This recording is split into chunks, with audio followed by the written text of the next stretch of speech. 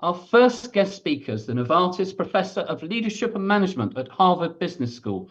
Renowned for her world-leading research into the concept of psychological safety, she is ranked by Thinkers 50 as the most influential management thinker in the world.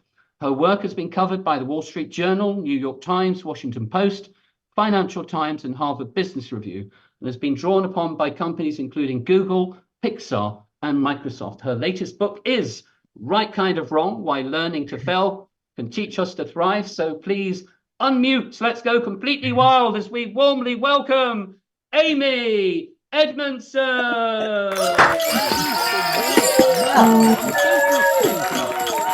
Thank you. Thank you. Let me start my. Now, let me ask you, am I sharing the slide or the notes? Sharing.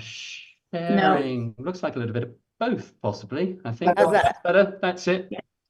That's it. Okay. That's it's always it. That extra screen. It doesn't always behave.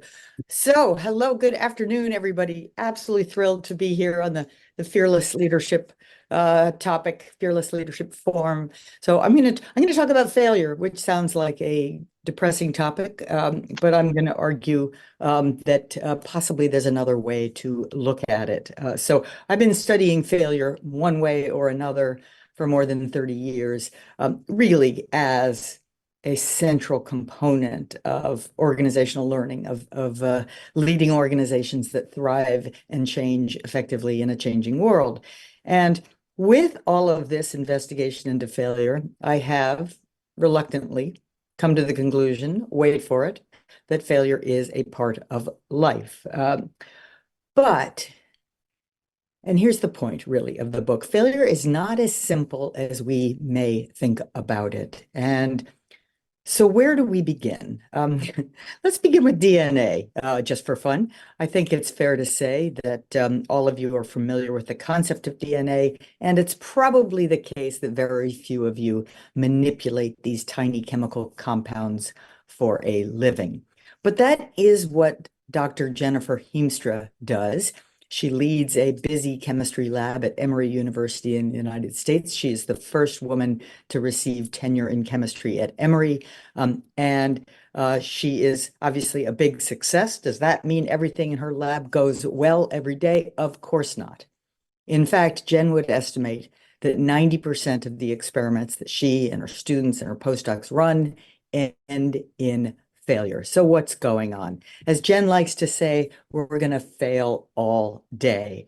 And I think it's fair to say that heads of scientific laboratories, and you may know some, need to normalize failure because failure is on the critical path to success in any scientific field. If you want to discover brand new things, you must be experimenting in new realms where literally no one knows the answer. But she says, people tend to beat themselves up about failure, even in science. And given the ratio she described, that's a lot of pain. So Jen is a visible leader in the failure craze. She writes about it, she tweets about it, she works hard to normalize it. Well, it's not we might be tempted to think of this as a new phenomenon. It is not, of course. The famous inventor, Thomas Edison, from well over 100 years ago, was asked by a lab assistant, I think seeking to be helpful and empathetic, gosh, it must be so hard for you to withstand all the failures. And Thomas Edison reportedly said, I have not failed. I've just found 10,000 ways that won't work. So Thomas Edison and Jen Heemstra, they understand the right kind of wrong. These are the kinds of failures that are absolutely impossible to avoid because you are on the leading edge. We all have R&D departments, even if we're not doing this work ourselves. However, that doesn't necessarily make it any easier. So here is, in my view, the problem with the failure fad, the failure craze. Psychologically, emotionally, we know deep down failure is bad. We learned it long ago. Our emotional aversion to failure is spontaneous. It's natural. And without a way to sort, we're at the mercy of that aversion. And unfortunately, oftentimes our organizational contexts and our leaders don't help. I had the chance to work with a large financial services company a few years ago, working with the senior executives. They said, gosh, right now, turbulent times. We understand all that failure stuff, love that work. And right now, it's important that everything go well, they said. Failure now is off limits. Now, I have to say, I sure empathized. But here's the problem. It's wishful thinking. In turbulent times, failures are more likely to happen than ever. And in turbulent times, innovation is more important than ever. And so what these leaders and the rest of us needed to understand is that, yes, there are failures we should work hard to avoid. And I'll clarify this. And there are failures we must welcome. And the most likely result of declaring failure off limits is not that they won't happen. It's that you won't hear about them. And here, of course, you can see a link to psychological safety, which I'll get to in just a moment. But imagine, if you will, just think of a recent failure in your own organization. And if I were to ask you, what was the cause of that failure?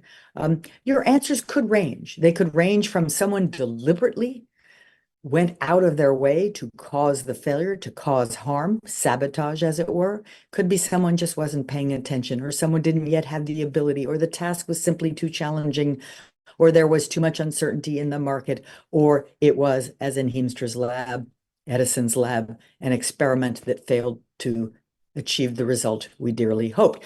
You can readily see that as we move from left to right, we go from truly blameworthy all the way over to truly praiseworthy. So what if I ask you this? What percent of failures in your organization are caused by things you would label blameworthy? In most of the organizations I've been in, the response to this question is very, very few. That's not the important question. Here's the important question. Let's say it's just a tiny, tiny number. What percent of failures in your organization are treated as if caused by blameworthy acts? Now here, unfortunately, the answers are a great deal higher, right? Here we see with a laugh or a groan that we have a gap. We have the blame game gap. We have the gap between what's rational, what's scientific, and how we and maybe our leaders might respond. So let's get used to it. We live in a VUCA world. We know this: volatile, uncertain, complex, ambiguous. But what if, right? What if we took this seriously? What would have to be true? Well, at least one thing would be that anyone's voice could make a crucial difference at an unexpected time. It would also be true that failures will happen, and some of them, thankfully, will even be valuable. But I think here is where we see the absolute necessity of what I call psychological safety. Psychological safety describes a belief that your employees might have, that the context, the work environment is safe for interpersonal risks, the kinds of risks that we must take every day if we're learning, like speaking up with ideas, questions, concerns, mistakes. And we will believe that that will not be easy. I don't think this is ever easy, but that it's expected, that it's welcomed, valued. Right now, just importantly, in case there's any confusion, psychological safety is not being nice. It's not being comfortable. It's certainly not lowering standards. And of course, it's essential for innovation. Just to really drive this point home, this is a model I've talked about a lot in the past, but psychological safety and psychological ownership or high standards must go together. Without either, we're in the apathy zone. With just psychological safety, perhaps at risk of the comfort zone. But the anxiety zone, the interpersonal anxiety zone, this is the one that I see most often that worries me. Innovation can't happen. Error prevention and failure prevention can't happen where needed. And where we need to be is in the learning zone or the high performance zone. But how do we sort? How do we tell the difference between those failures we must welcome and those we should work hard to prevent? Let me offer a framework that this book goes into in detail. There are basic failures. They happen in known territory, such as an assembly line or in your own home emptying the dishwasher. Right? They are the undesired results caused by a single problem, usually human error. And then there are the complex failures. They often happen in healthcare delivery, for instance, but they happen all over the place. They are the undesired results of multiple factors coming together in just the wrong way, where any one of those factors on its own would not have caused the failure. Neither of those are to be welcomed, they're to be prevented, and when we are at our best, we do succeed in preventing them. But now let's go to the third kind, which is the right kind of wrong, the intelligent failures. These are the still undesired, just ask Jennifer Heemstra, results of thoughtful forays into new territory. Let's get even more specific. An intelligent failure is one that takes place in new territory. There simply is no other way to get the information, the knowledge, the progress that you seek, other than trying something and seeing what happens. You see a credible opportunity to make progress toward a desired goal. You've done your homework. You've taken the time to figure out what do we know, what do we not know, and you have essentially a hypothesis. And finally, and importantly, it's no larger. The failure is no larger than it needs to be to gain the new knowledge. The half criterion is simply that you take the time to learn from it. These are the criteria of intelligent failures. No other failures need apply for this category. Let me just quickly illustrate an example of a basic failure, because it can be, you can think, well, basic failure means small and, complex means big, not quite. I will illustrate one of the most devastating basic failures I discuss in the book, which was Air Florida Flight 90 way back in January of 1982, nearly exactly 42 years ago, where in this accident that killed 78 people when this flight crashed into the Potomac River in Washington, D.C., the black box data revealed this checklist conversation in the cockpit. I don't think you have to look at it too long to spot the human error. Snowy, wintry January day, just like today is for so many of you. And when the first officer said, as he was used to doing, anti-ice captain, as he was used to doing, said off. Wrong answer. Maybe you're not paying attention. I can do it in my sleep. I'm Air Florida. I usually expect warm weather. So checklists are one of the great tools, but they must be used mindfully. So this is a basic failure. And as I said, basic doesn't mean small. But the essence of learning to fail will teach us to thrive is this, that we must learn emotionally, not just intellectually, to take the intelligence of intelligent failure to heart.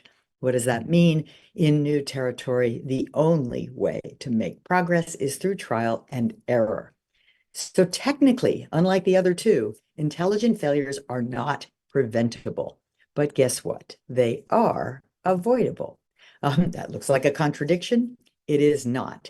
They are avoidable because we can simply not take risks. We can stay away from new territory. That brings a whole other risk, which is the risk of stagnation, the risk of failing to innovate when innovation is truly needed. An innovation context, just very briefly, I studied 20 years ago a brand new technology at a telecommunications company, extremely good at what they did, profitable, effective, high customer service ratings. Big debate about a launch of the new technology that had been developed in R&D. Nice small pilot that worked like a dream. The decision was made to go ahead, full-scale launch, and guess what? Colossal, magnificent service failure. I won't go in with the short time we have to all of the details that made this a failure, but I will name one. Customer service ratings dropped from the mid-90s to 13%. Everybody was very angry. They were in the midst of a branding campaign, so this was not good. Now, what if I asked you the diagnostic question here? Well, why didn't the pilot prevent the fiasco? That, after all, was its job. Well, my answer will be, and I'm sure yours as well, because the pilot was a roaring success. The pilot failed by succeeding, and it probably should have succeeded by failing. What do I really mean? 4 quick diagnostic questions. Is the pilot being tested under representative or idealized circumstances? Is the goal to learn or to prove to higher ups how great is our new baby? Is it clear that compensation or performance ratings are not tied to a successful pilot? And were explicit changes as a result? If not, you didn't do your homework. You did not participate in the right kind of wrong on the way to a new innovation success. So this was not the right kind of wrong.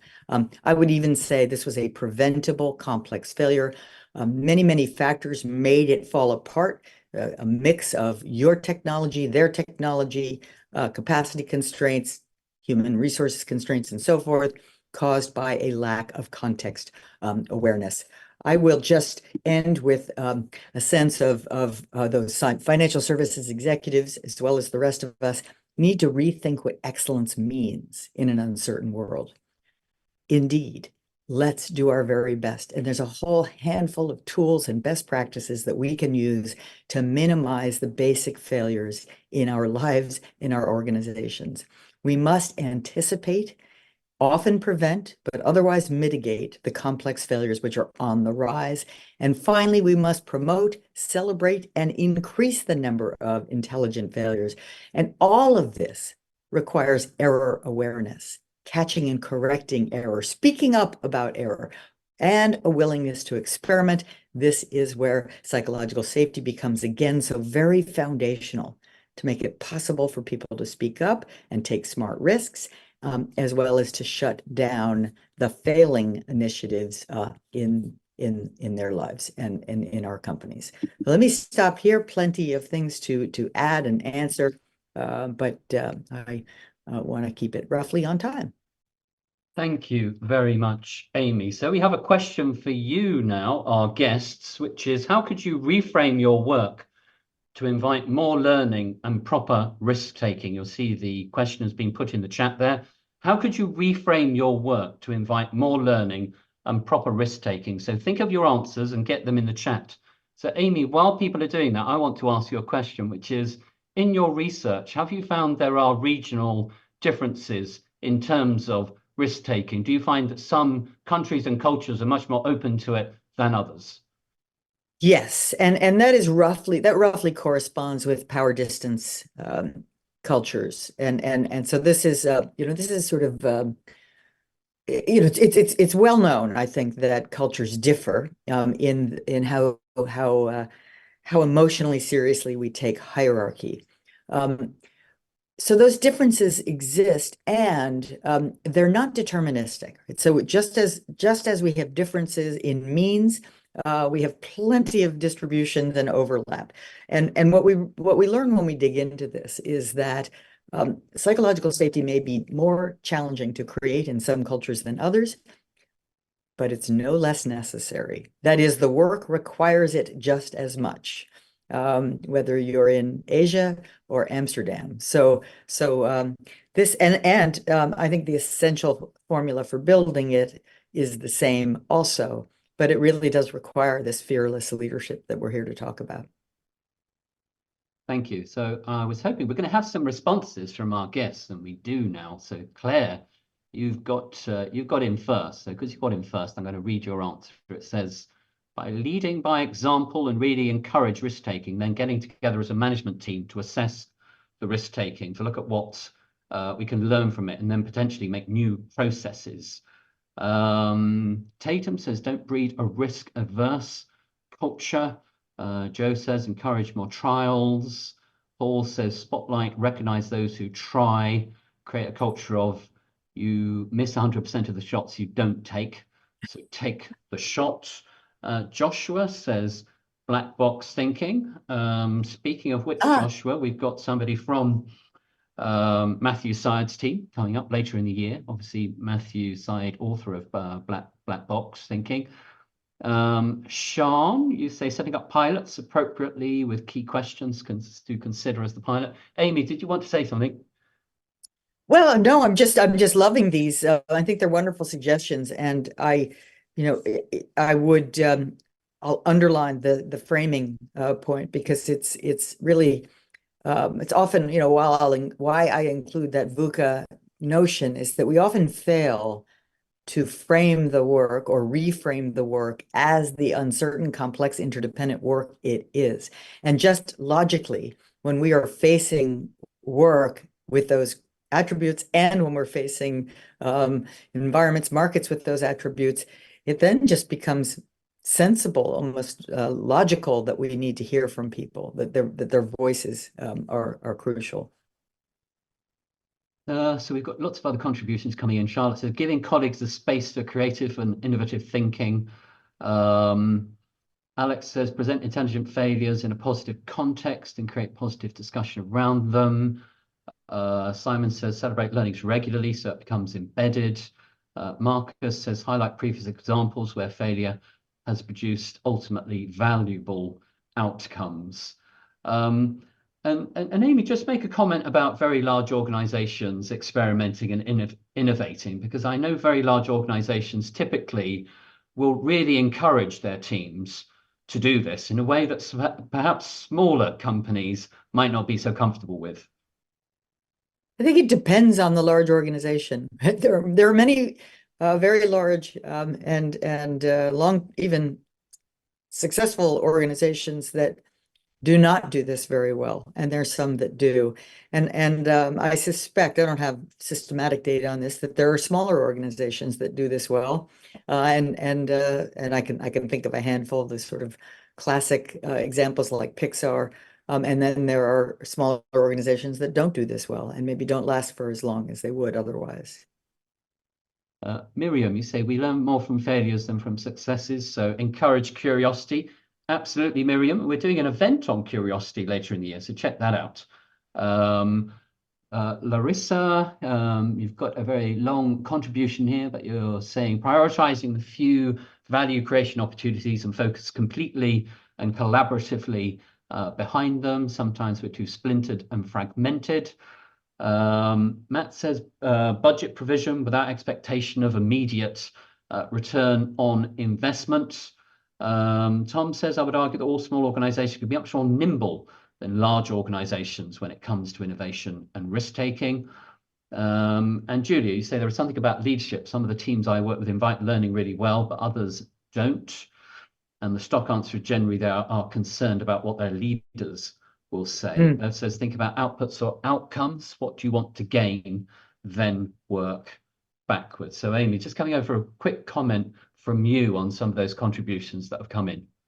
But the one that really strikes me as needing a response is because it's so close to my own thinking and data, the idea that in some teams yes, and other teams no. And I think that's a really important point to make. It is rarely the case that there is a uniformity in an organization. Any organizations that's bigger than one team has variability within it in terms of the interpersonal climate. So psychological safety, for instance, tends to be quite a local phenomenon, very much shaped by local leadership behavior. Right? Psychological safety is an emergent phenomenon. It's co-created by people, but the team leader has an outsized effect on that climate. And so then taking a look at what is it that leaders can do at all levels to build that learning environment. And it's essentially three things. Reframing the work as the kind of work that utterly requires learning, requires us to lean in and speak up and share ideas and experiment and all the rest. Proactive inquiry, inviting voices in. What are we missing? The trouble, looking for the problems, looking for the opportunities proactively, and finally responding in a thoughtful, productive, appreciative, forward-looking way. Thank you, Amy. I'm just going to mention one more comment that's got some support on the chat. It's from David, who says, make sure to define the blast radius, that is, limit the damage and assess the risk Nice. based on Yeah, tolerance levels. I love that. Blast radius is very good, right? I mean, because that's the essence of an intelligent failure is that it's no bigger than it has to be, right? We can't guarantee perfection, but we can work pretty hard to limit the blast radius. Thank you to all our guests for those great ideas, and thank you, Amy. So we're going to move on to Act 2. So our second speaker believes that discovering and leading with purpose is the greatest opportunity in life. He is a speaker, coach, consultant, and popular author of 8 books, including Purpose, Lead, and his most recent, How to Be a CEO. Ben's innovative work with companies such as BT, Heathrow, Sainsbury's, and Unilever has brought him international acclaim. So please unmute once again, and let's go wild for our second speaker, Ben Renshaw.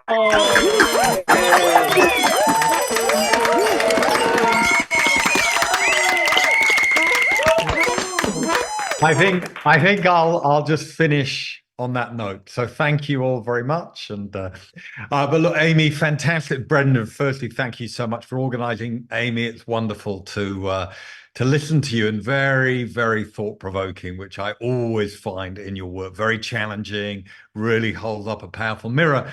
And actually, when I was listening to you there, it took me back to kind of one of my biggest life changes, which was absolutely the right kind of wrong for me. So I grew up as a classical musician at this little elite environment, the Yehudi Menuhin School, nestled in the rolling hills of Surrey outside London, and failure was not an option. I mean, we were practicing 6 to 8 hours every day. I was there from the age of 8 to 18. In fact, my father was my headmaster, ran the school. And I remember my biggest failure, at the end of each year, we had an end of year performance, and Yehudi Menuhin, and everybody came, and I was playing an 8-minute piece by Prokofiev, and I managed to have 6 major memory slips within that 8-minute section, and it absolutely destroyed. That was it. My life as a musician, as a violinist, was over from that point. Now, at the time, I was totally broken and devastated, but thankfully, the consequence of that really took me to my own inquiry about purpose and why, which has obviously become kind of the premise of my work today. So it was just that kind of came to mind. And then also, Amy, it was really interesting. This morning, I was just chatting. I'm very fortunate to work with an organization, Transport for London. So they run our London Underground, our London Metro. They do extraordinary work serving, 8 million passengers a day.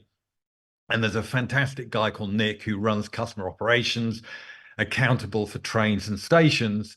And he shared, I had a quick chat with him this morning, and he said he'd just come off a leadership event for their next generation leaders in the organization. And on that agenda was psychological safety and Amy Edmondson. And so it's just wonderful to just see how your work spreads, how it inspires and impacts. And I think there is tremendous linkage between the conditions that you really advocate to create for organizations to be able to innovate, to be able to have voice and speak up and create those conditions and purpose. And so what I wanted to do today was just make that linkage and really help bring purpose to life, because my experience is people talk a lot about purpose. It is a big word, but it's very challenging to translate that. What does that mean and what does that look like? So I'm going to try and just share 3 ideas that really help bring purpose to life from a leadership perspective. And they're around 3 Ds, which is discovery, develop, and deliver. So I'm going to bring this to life through a story in terms of discovery of purpose. So a few years ago, I was coaching this fantastic leader called Grant. He was a lawyer, and he was tasked with opening the very first global law firm in Australasia. So he was based in Sydney. When I first met him, we were in London. And in our very first coaching conversation, he had to keep running out of the room to deal with the press, because it was kind of news breaking in Australasia about the law firm and the impact of that. He had to deal with the press.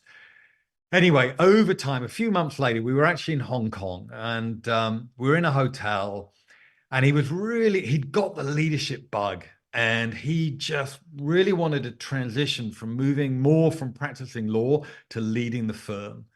But for those of you that know lawyers, they're tasked on busyness, and they need to deliver a lot of busyness in order to perform. And the combination of delivering and also leading was very, very challenging.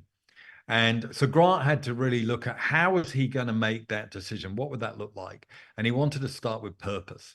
So here we were in a bar in Hong Kong, and I had a few hours before my flight, and he was very driven, very determined. He said, I'm not leaving until I find my purpose. Well, it's quite hard to get purpose on tap. It doesn't always just work like that. But I love a challenge. And so we use the process, which I'll bring to life in terms of discovery of purpose. When I'm looking at purpose, I break it down into 3 areas: energy, meaning, and impact. Energy, meaning, and impact. So step number 1, when you're looking at purpose, is where do you get your energy from? What truly energizes you? And so I applied that to Grant and really asked him to reflect upon what are those experiences from his life where he's derived most energy. And really, I think another ways of looking at energy is in terms of when you're at your best, when you're in flow, when you're really having those peak experiences. And Grant, just there were 3 things that really stood out. Number 1 was in terms of doing big deals. Yeah, so he got a lot of energy when he was absolutely in the midst of the storm of having to navigate big deals. Number 2 was about talent, and in particular, mentoring and developing the next generation of talent. And the 3rd experience for Grant, he was a very keen road cyclist, and he had incredible energy from being in very, very challenging Ironman marathon scenarios with cycling. So step number 1, when you're looking at discovery of purpose, is energy. Where do you get your energy from? And you identify that through those key experiences. Step number 2 is meaning. So what is most meaningful for you? Where do you really have that sense of deep, deep, deep connection with what you're doing and what that means for you?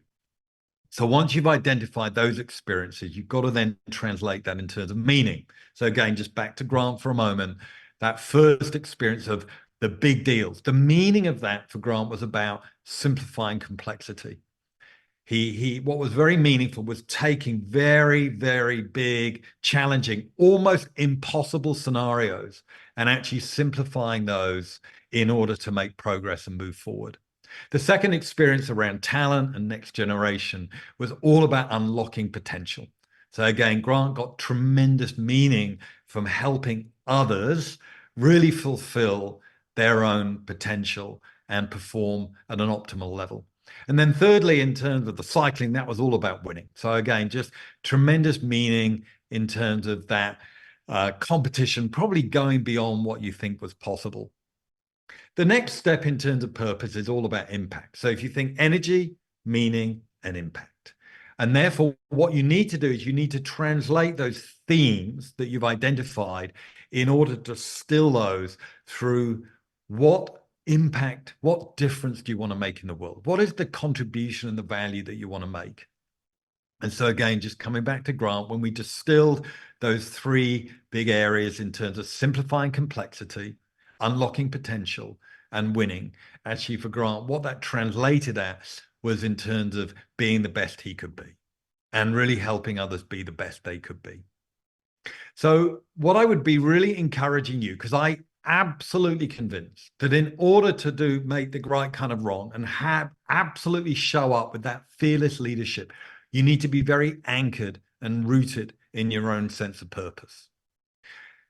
If we move to the next stage in terms of develop. So once you've got that clarity in terms of direction for you, how do you develop that? How do you bring that to life? How do you lead with that? That for me starts with mindset. Yeah. What I noticed, and I think what's hugely challenging, and I'd be very interested, Amy, in your perspective of this in terms of, potentially why, people make mistakes and why they fail, because I absolutely agree. Nobody wakes up in the morning going, fantastic, today I get to fail. Today I get to underperform. Today I get to mistake, I get to make a mistake. That, in my humble experience, absolutely doesn't happen. But of course, what I do notice is, back to the VUCA world that you described, we are under so much pressure, and there's so much the demands on people are so great in environments of so much uncertainty and complexity and unknowns and the ambiguity. And therefore, as a consequence of that, we absolutely make mistakes. We have blind spots. We're human. That's part of the human condition. So I think, again, in terms of development of purpose and bringing that to life every day, mindset is vital. And I break mindset down simply in terms of 3 ways of looking at mindset. Number 1 is autopilot. So most of the time we're operating on autopilot. Neuroscientists estimate that we're processing 11 million bits of data through our senses in any given moment.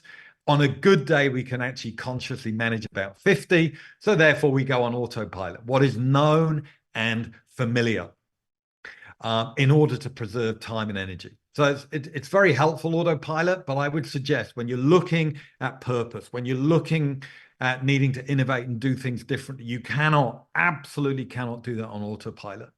The next option is choice. So in between stimulus and response, we can make choices. So we wake up, it's another day. How do we choose our response to that?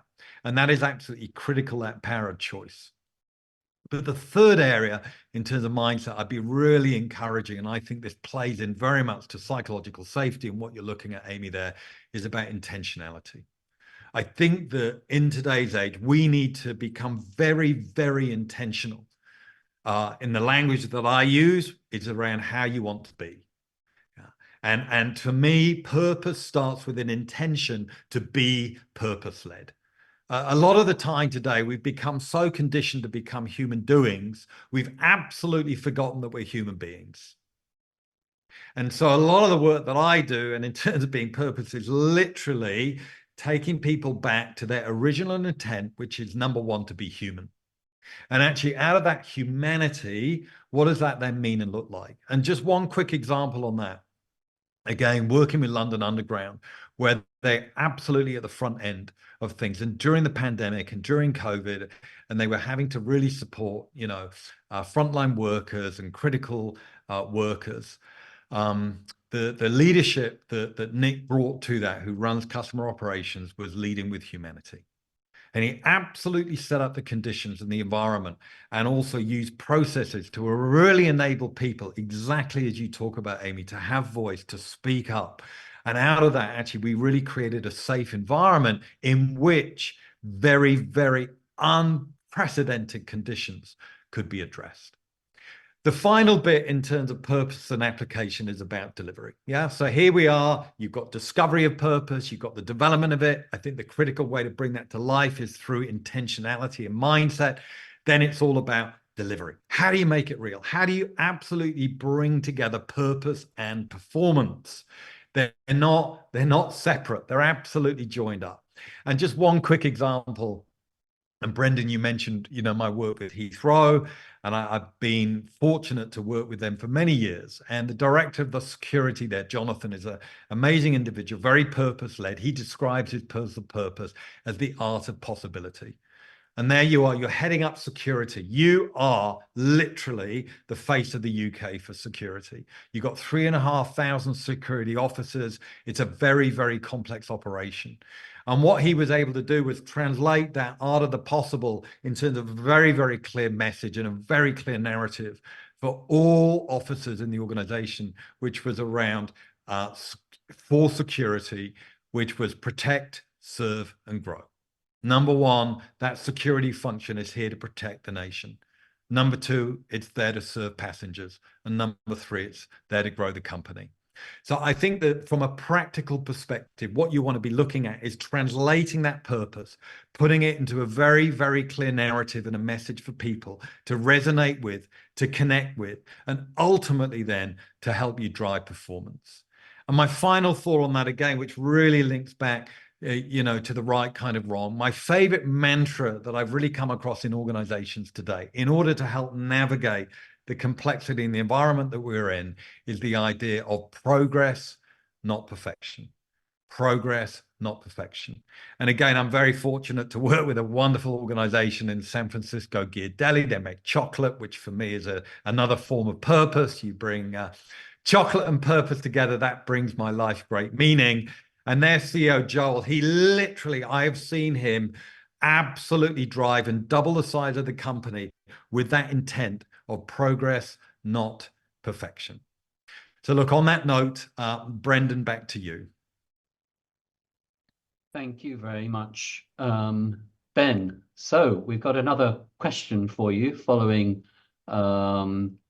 Ben's act there. So the question is, if you were to do one thing to unleash your energy, meaning, or impact, what would it be? So please, everyone answer this question if you can. The more you contribute to the chat, the more we all learn. So it's a great way of increasing the amount of ideas and knowledge through the event.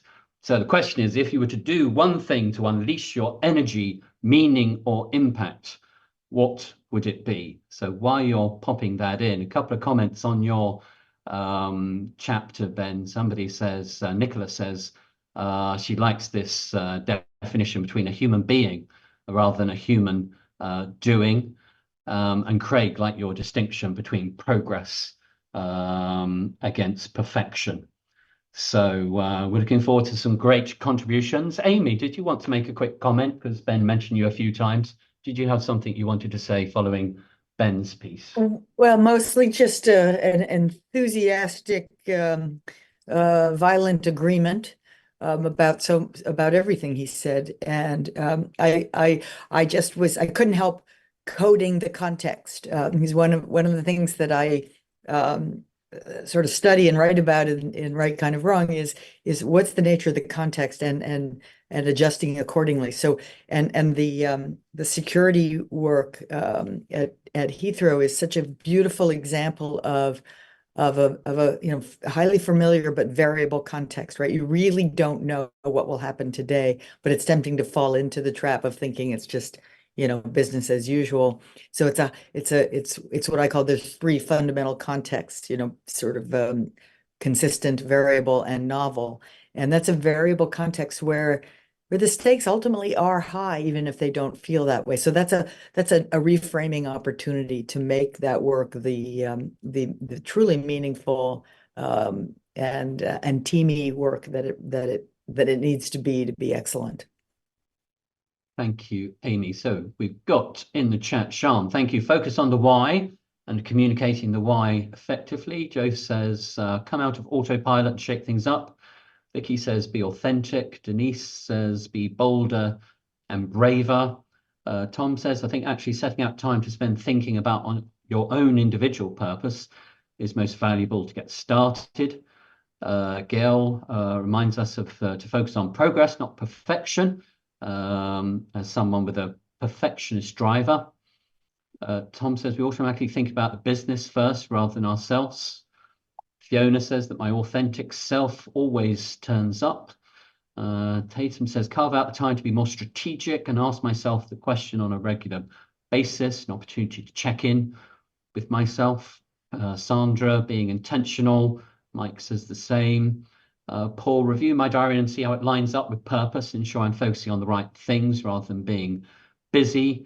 Bev says be open and listen, really listen. Simon says think about personal goals and how work goals align. Spend more time in the Venn that connects them. Trixie says find the courage to be real and express who you are. Be present in the moment. Take time to work it out. Making a positive choice to make a difference. Matt, you sent your message directly to me, so I'll read it out because no one else will see it. Create time and space to think and connect. Remember, this is legitimate and necessary. Joshua, intentionality again. Craig, being the best version of yourself. So we've got some themes coming through, Ben, around this, the importance of authenticity, intentionality, being the best version of yourself, to build that energy and purpose. So Ben, coming over to you for a comment on some of these ideas coming through the chat. Yeah, no, thank you. Well, I wanted to go to Charlotte. She said purpose and meaning is something I've struggled with for a long time. Join the club. I mean, genuinely, it took me about 20 years to really alight on my Mm, kind of true sense of purpose. So it is something I've wrestled with a lot. Um, and so I think, look, in terms of support with that, number one, I think just keep a very, very open mind. I think, we're in a world which we want instant answers, instant fixes. But again, my experience with that is sometimes actually your ability to slow down and mm, really take the pressure off. And I think out of that, just curiosity is the key. Yeah, just bring a real growth mindset, a real curiosity around. Just get so curious about, look, where do you get your energy from? What's meaningful for you? What kind of impact and difference do you want to make? Ask those big questions. Back to Grant for a moment on that lawyer. Ultimately, he created a decision-making framework based on 10 critical questions, which were absolutely aligned to his purpose that enabled him to focus on that every day, every day. mm. So that, and then I just want to, Tom, your sort of time which we set aside to identify purpose. It's not about time; it's about intentionality. And really, I'm just a Mm. massive, massive believer. I love the work of like James Clear and Atomic Habits and just the 1% better every day. I'm a huge believer in that in terms of what sits behind progress. So genuinely every day, yeah, if you just take 1%, what is a 1% nudge for you in terms of purpose? That's enough. Because if you applied that over 2024, this year, every day, what would 1% purpose look like today? And you may start with, I've got no idea. Fantastic. It's a great place to start. And then out of that, you will literally begin to put the jigsaw together. Thank you, Ben, and thank you to everybody for putting your ideas through the chat. So we've got a final act now from Amy, but a reminder that then we're going to try and get through as many questions as we can. So what an opportunity to have Amy and Ben with us here today to answer your questions. So think about the questions you might want to ask. We'll be doing that after the conclusion of Act 3. So Amy, it's back over to you. It's back over to me. Okay. I'm not, I thought we were going to be more interactive at this part. So let me know what do you think I can do at this point to be helpful? This is where you were going to bring it all together, Amy. That's what I Bring was. it Yes, bring it all that's what I was together. expecting. Okay. Yes. Okay, wonderful. Well then I guess from bringing it all together is for me about recognizing the essential role of leaders in helping us think and act in new ways in our VUCA world, and that is as much about. I think it's as much about being fearless as being learning oriented. And so the three things that I think work both for creating the learning environment and for creating sufficient willingness to experiment and get things wrong on the way to getting things right are the stage setting leadership work that I think Ben and I have both talked about quite extensively, but calling attention early and often to the nature of the work, the nature of the work that that requires us to think and be with each other differently, and perhaps we haven't done quite enough on our interdependence, and so really calling attention to that in order to do anything great. I think leadership is the art of harnessing the efforts of others to achieve greatness, and it's no longer individual others doing their individual tasks and roles, but rather our ability to team up effectively with each other, to truly learn from each other, to truly enable each other, to enable the work to go forward. And so that stage setting, that constant reminder of of what we're doing, why it matters, and what it requires of us. And then the proactive, learning-oriented, inquiry-oriented, ask good questions early and often. The leader's most important tool is inquiry, not advocacy. And finally, how do you show up, right? How do you model the behavior of recognizing that? How do you show up as a curious, humble, but passionate human being who is trying to get us a place that's hard to get to? And I think that is echoed in Ben's comments as well.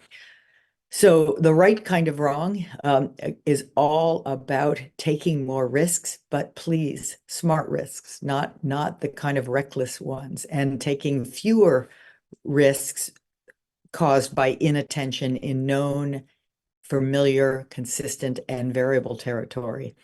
And the most the leadership responsibility is to help us do what's not easy, but what is in fact not natural, but what is necessary to truly succeed in our unpredictable, uncertain world. Thank you, Amy. I know in our discussions before the event, you were talking about the idea of being part of something larger than yourself being such a core motivation, and that if you can create a culture in which that's how people feel, that's one of the sweet spots of leadership. Absolutely. I mean, to me, the framing is half purpose, half meaning, and half attributes of the work. And we're in many of the contexts that I've studied, like healthcare delivery, NASA, other settings where people just think, well, the purpose is obvious. Everybody knows our purpose. Even there, it needs to be said, right? It needs to be mentioned, reiterated, brought front of mind as often as possible, because that is our biggest, deepest longing. I think our deepest longing is to be a part of something that matters and part of something that's bigger than ourselves. That's a team sport, and it makes us feel less lonely, less hopeless, more engaged, and it's a leadership opportunity, really, to get us to that place where we're more able to do the voluntary engagement that we need to do. Thank you, Amy. So we're going to move to questions now. So if you want to ask a question, please put your virtual hand up, or you can pop it into the chat and I'll read it out for you if you prefer. So while you're thinking about your questions, a reminder, if you have membership with London Business Forum, you can book yourself onto future events by logging into our website, and please tell your colleagues about our events. If you've enjoyed the event today, please do leave a comment on LinkedIn. On Thursday is our next event. We'll be doing personal impact with Richard Newman. Then next week, we're doing resilience. The week after that, we'll be doing the power of connection with Simone Heng. And in February, we'll be doing how to lead change and productivity habits. Other events include disruptive innovation and curiosity. So do look at our forthcoming events. So I can't see any hands up. I can't believe this. You're not normally this shy, London Business Forum. What is going on? Have you been shocked into silence by what you've heard so far? I cannot believe that none of you have a question for Amy or Ben. Or is it that the emojis are not working? So I'm going to come to Fiona Flemington. I can't believe that you haven't got a question. Fiona, coming. I don't have a question, but one thing I wouldn't mind Amy repeating, if that's possible, is she just gave a quote about leadership, and I was trying to write down. Yeah. I didn't get it all quickly. Yeah, you bet. Leadership is. Yes. So I heard this. I have to give credit here. I was leading a program 6 years ago at Harvard Business School for Merck, for young global, emerging global leaders. And the then CEO, Ken Frazier, who's a very impressive leader, defined leadership on that day, and I wrote it down and have used it ever since. Leadership is the art of influence, of harnessing the efforts of others to achieve greatness.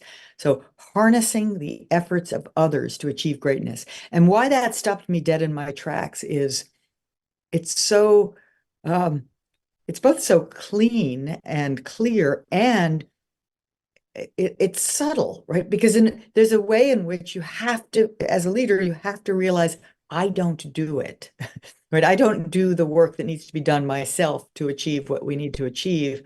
The only way that will happen is if we harness the efforts of others. And I also think it's a really important framing, because leaders must recognize that others' efforts are discretionary, right? I think our industrial era mindsets lead us to think, well, I can just tell you, you need to hit that target, and then, that's that. But we failed to see, routinely anyway, that there's a kind of level that you can hit that's good enough, right? That's sort of playing not to lose, versus that true engagement, that true desire to contribute to something larger than myself, which is entirely voluntary. And it comes when leaders create the conditions where we want to have our efforts harnessed. Thank you. Thank you, Amy. Thank you. Thank you, Fiona. Thank you, Amy. So we've got some questions coming in now. So Julia was first. So Julia, you can say more about this if you like. You're saying, I'm not sure what my question is, but have Ben or Amy got any tips on managing / influencing? That's quite broad. Julia, do you want to unmute if you can? Tell us a little bit more, maybe about what you're currently doing and how we might be able to help.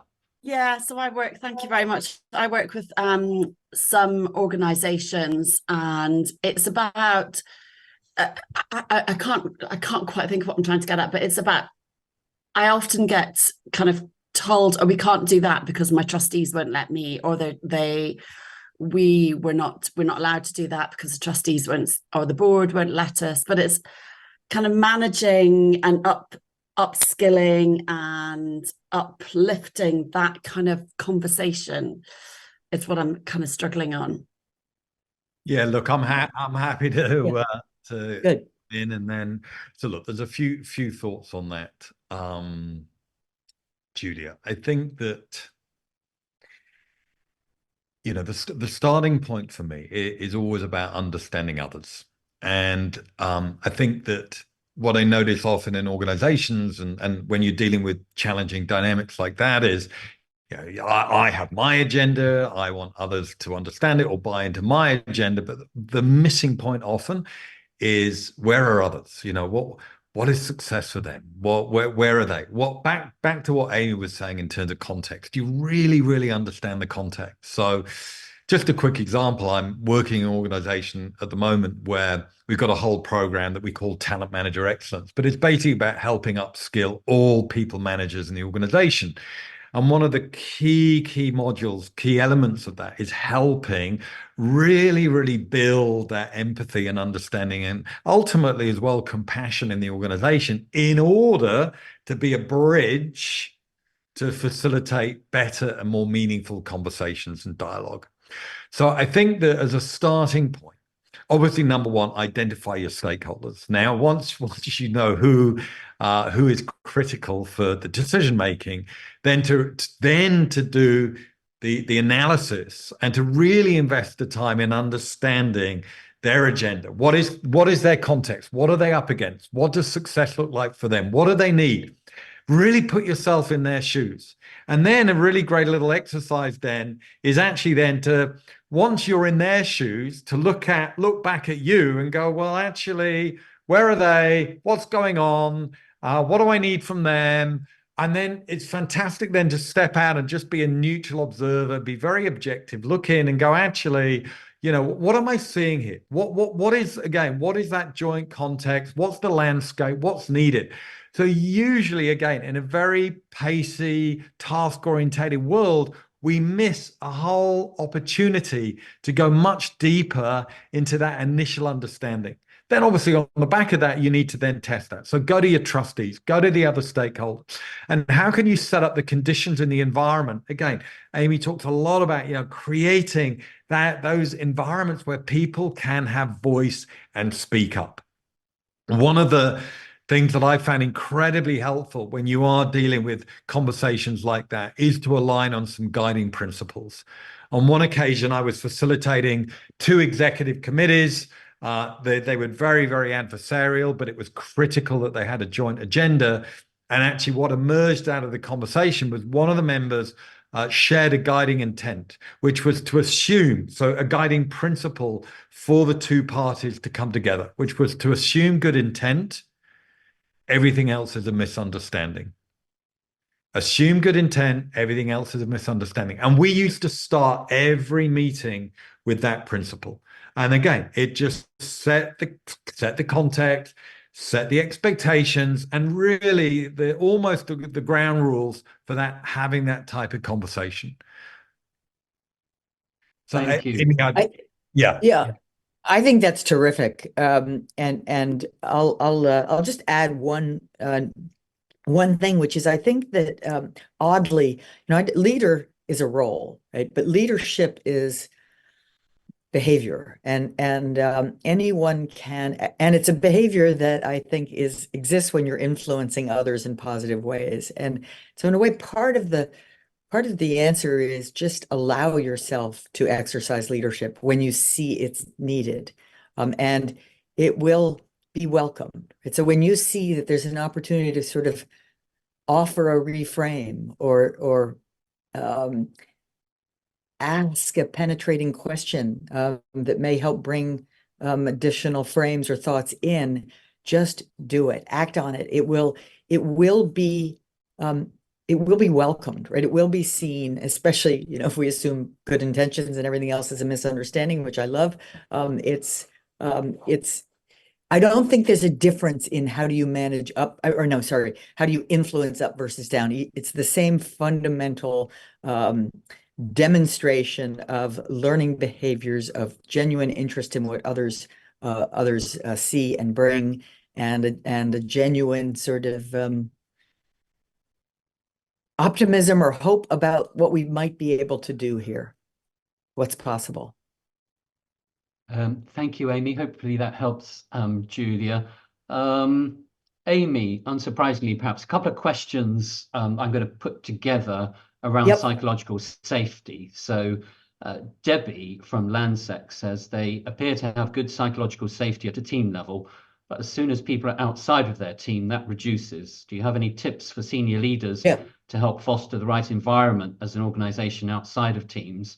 And just to add on to that, from Rebecca, she says, more specifically, how do you measure how well you've created or enabled psychological safety?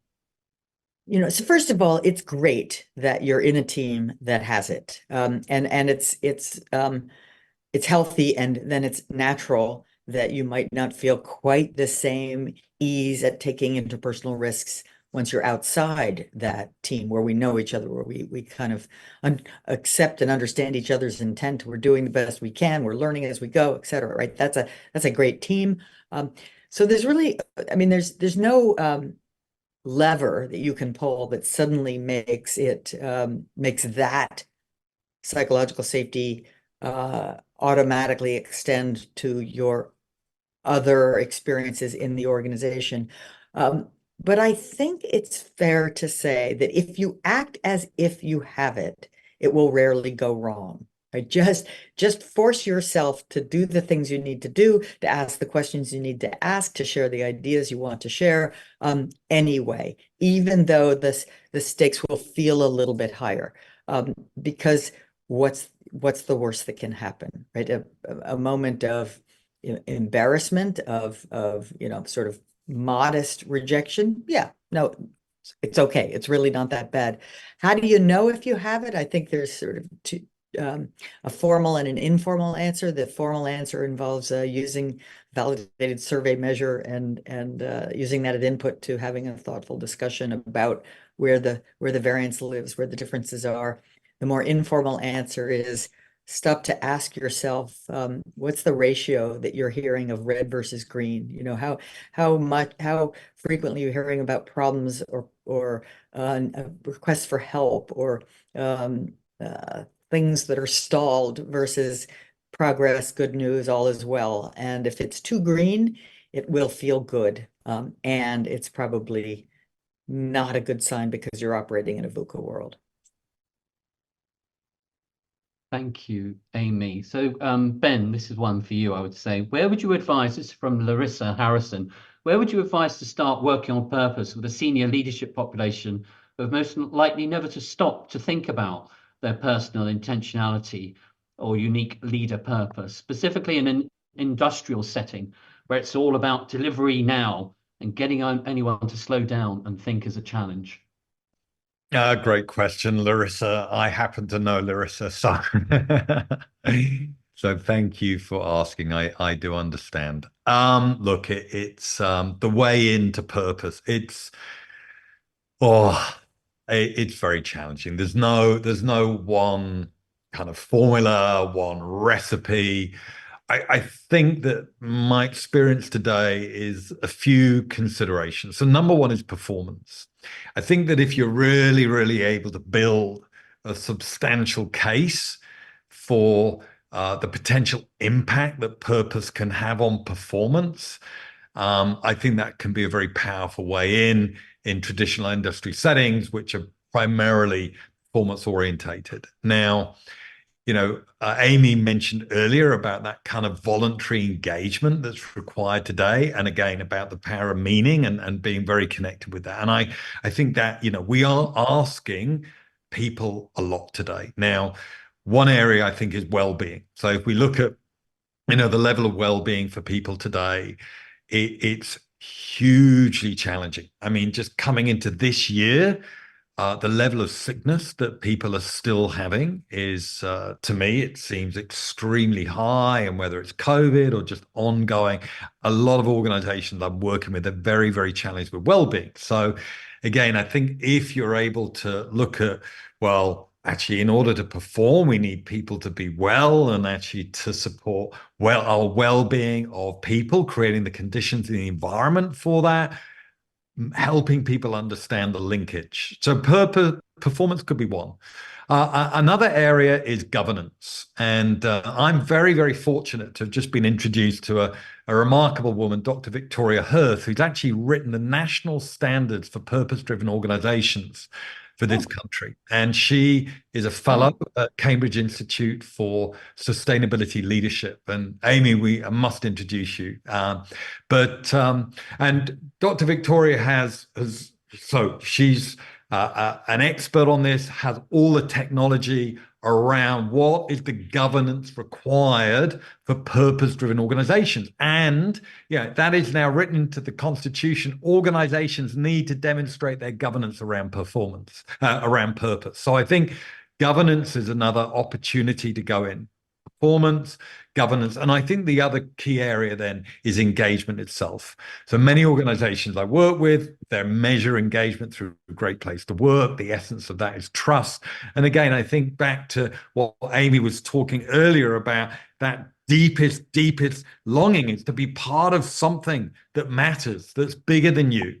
And again, I think if you're able to translate that to engagement, link it back to purpose, and then the critical thing is, how do you then get those senior leaders curious about it? Because you can't tell them, but you've got to get them curious. So asking some very great questions to trigger that could be places to start. Thank you, Ben. So you are both perceived as leadership experts. So we've got a cheeky leadership question for you here. If you could only choose one important skill for a leader, which one skill would be the most important? That comes from Trixie. Amy, I'm letting you go first. Okay. I mean, to me, that's an easy one. It would be inquiry. And inquiry meaning the ability to ask good questions, the kinds of questions that matter for the issue at hand, and that that we don't yet know the answer to, where the intent to learn is genuine. They are articulated in such a way that give people the sense that you want to hear. They have room to respond. Wonderful. Wow. It's a great question. There's different things that come to mind, but I think the one I would go for, particularly within the context of the world we're in, is humanity, is be human, and start on that note, because I mean, if I take this country, we've had, obviously, coming out of the pandemic, then we have economic crisis and major performance issues and uncertainty, et cetera, et cetera. And I really see people very, very challenged. And then obviously from a global perspective, in terms of the level of conflict in the world today, I mean, it's very, very challenging times. So I think the ability to really show up with that humanity and that level of care, and not just talk about it, but really demonstrate. I love the way Amy talks about leadership as behaviors. And so to be very, very clear in terms of the translation of that humanity and that level of care that you bring every day and every conversation. And again, just on an example that was shared with me recently, in one organization where they've been navigating a lot of challenges, a lot of industrial action, but actually there'd also been a real bereavement in that organization as well. And again, I think examples like that, which was a tragic bereavement, and as a consequence, it really just provides perspective. So I think humanity, perspective are key. Thank you, Ben. And just on the back of what Amy said, a reminder that we're doing a question on leading questions, the power of purposeful curiosity, which is actually a new book by Kostas Andriopoulos. So do take a look at that event. Now, Amy, you're being extremely efficient here, because Tom asked a question. You kind of already answered it online, but the question was, what initial practical steps would you advise taking to promote more risk-taking and innovation from the bottom up rather than top down? I know you've answered it in the chat, but you can tell us a bit more. Well, just I really think that the 4 criteria for intelligent failures work quite well as a playbook for doing just that, because it's in communicating early and often the context of first of all, progress, not perfection, but purpose, where we're going, why it matters. And then the need is for smart risks, right? Not for failures that we could have predicted in advance had we even, pooled the intelligence of the team together to think it through. So the 4 criteria, again, are in new territory. We first check to make sure there isn't an existing playbook which we can use. In pursuit of a goal, we've done our homework. We have good reason to believe. We've listened to our experts. We have good reason to believe this might work. And then finally, right size. No bigger than it has to be. And the logic of those criteria is pretty solid and likely to enable people to get over the natural aversion to taking risks, to realize it's actually a bigger risk not to take that risk than to take it. Thank you, Amy. Ben, did you want to add anything to that? Many apologies. For some reason, actually, I had a right kind of wrong and my line dropped. So I literally just come back in on the conversation. Wrong kind of wrong. In the wrong kind of wrong. Yeah. No problem. But you've arrived just in time for another question for you, which is, what are the warning signs that flow is morphing into the wrong side of autopilot? And do you have any tips to keep the power of purpose from being diluted? Oh, I'm glad I came back. Wow.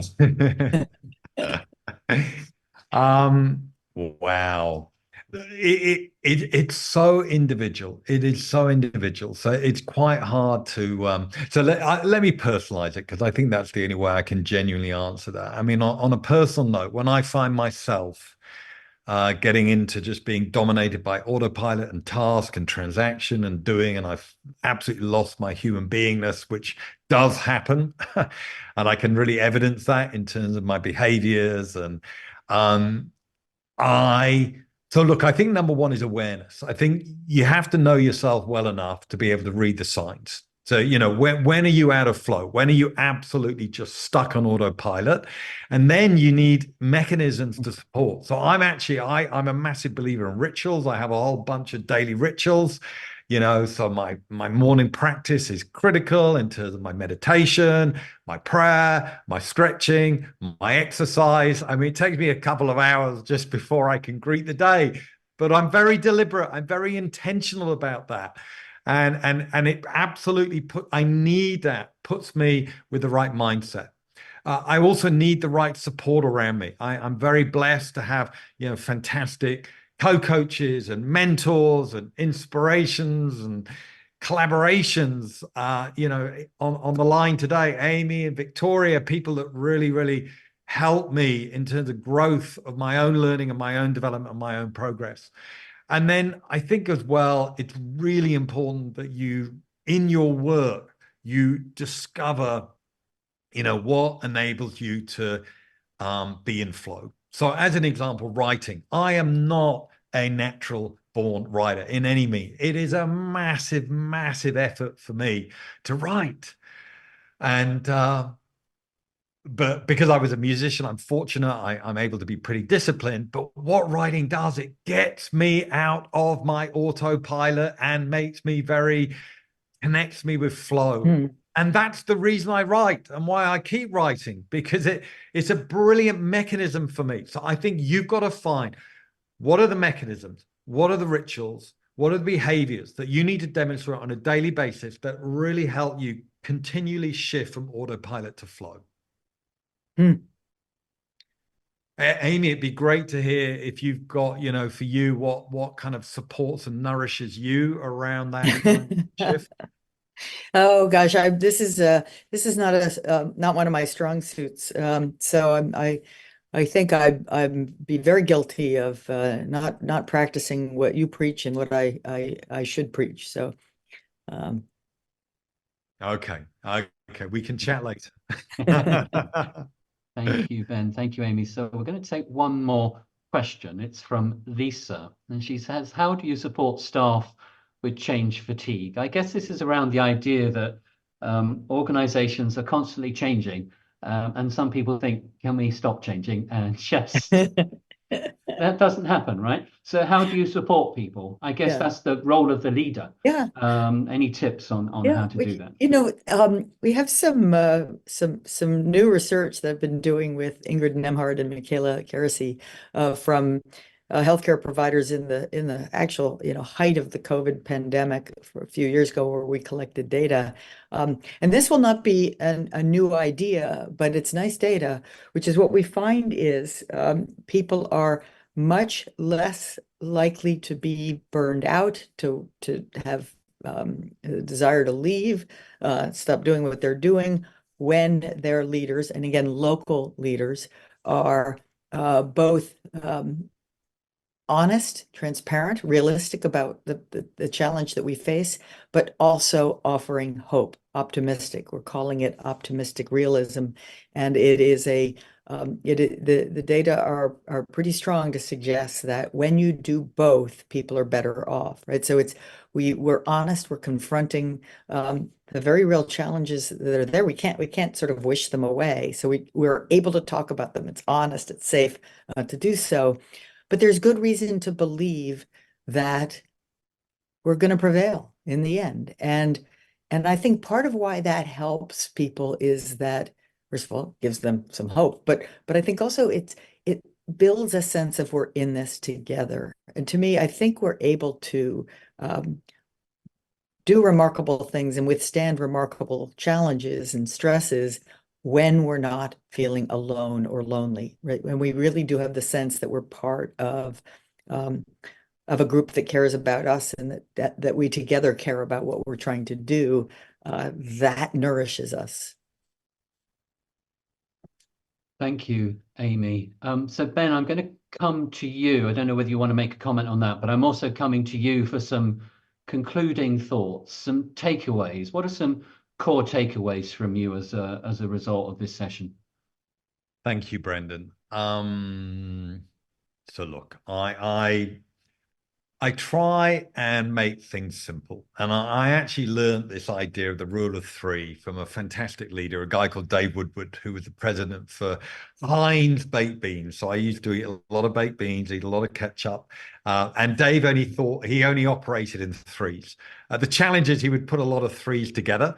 So even in a presentation, but they stick, they really stick. And actually, if you Google the rule of three, you'll see there's a lot of science behind why that's so important. So look, I was reflecting upon this in terms of takeaways from today, and I came up with 3 C's for us to reflect upon. So number 1 is clarity.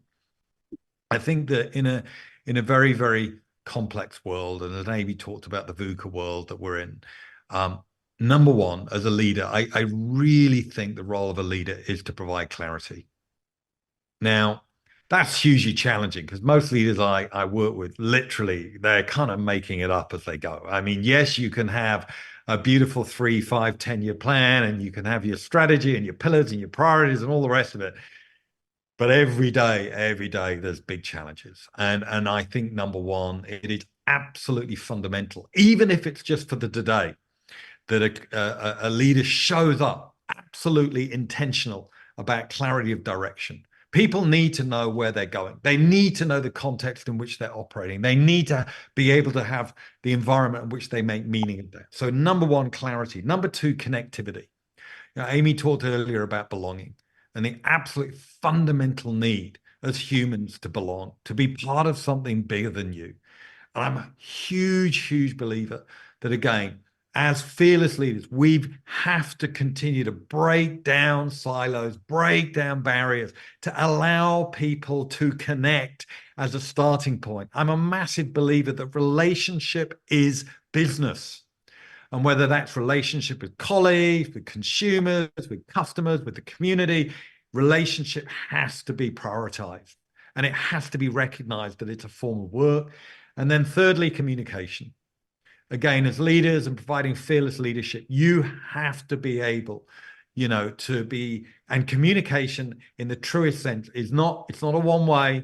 It is absolutely about creating the conditions. Again, back to what Amy was saying around inquiry.